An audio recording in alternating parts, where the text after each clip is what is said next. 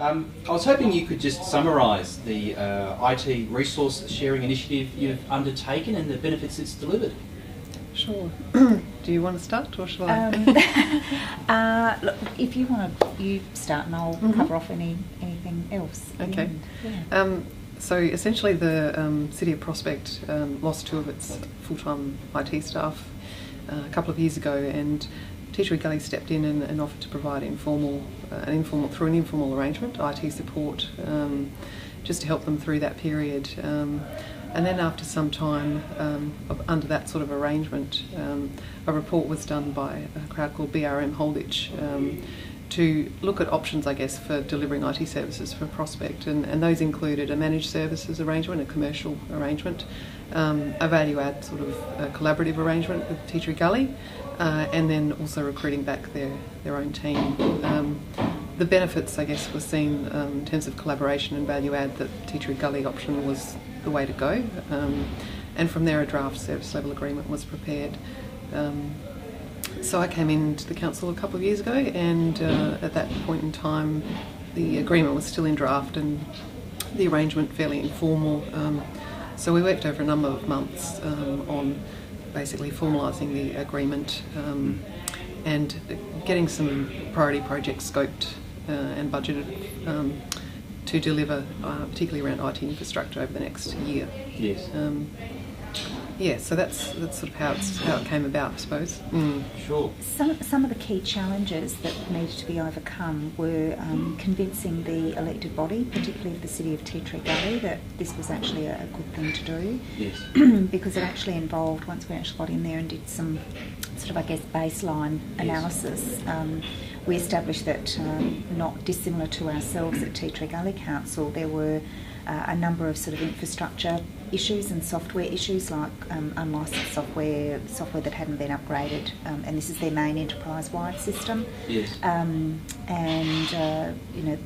Lots of things, as Karin mentioned in the former presentation. Yes. There was even a server at the City of Prospect that had been purchased on eBay. Right.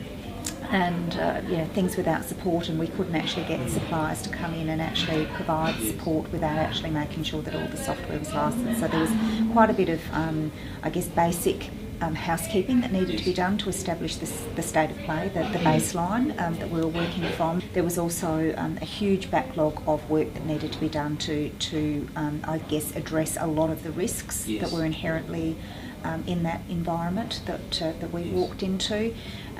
So we had to convince together with the CEO and one of the senior executives at the City of Prospect, needed to build the business case and win the support of their elected body to invest an additional $500,000, which for a reasonably small council is a lot of money. And this is where, it's been Karen's and my observation, not having worked in local government before our time at Tea Tree Gully, that sometimes the elected members don't actually see the investment in ICT infrastructure and systems as being sort of core assets. So they don't manage it the same way that you would necessarily manage, roads and footpaths and, other council infrastructure, look hard built infrastructure. So that's been a journey that we've needed to travel with senior leadership at the City of Tea Tree Gully, and to the Mayor's credit at Prospect, he has been particularly supportive of investing the money to upgrade the infrastructure. Could you just summarise in a bit of detail exactly what resources have been shared? Obviously it's certainly manpower. What exactly has been shared, to summarise? So Tea Tree Gully provides a range of IT support services.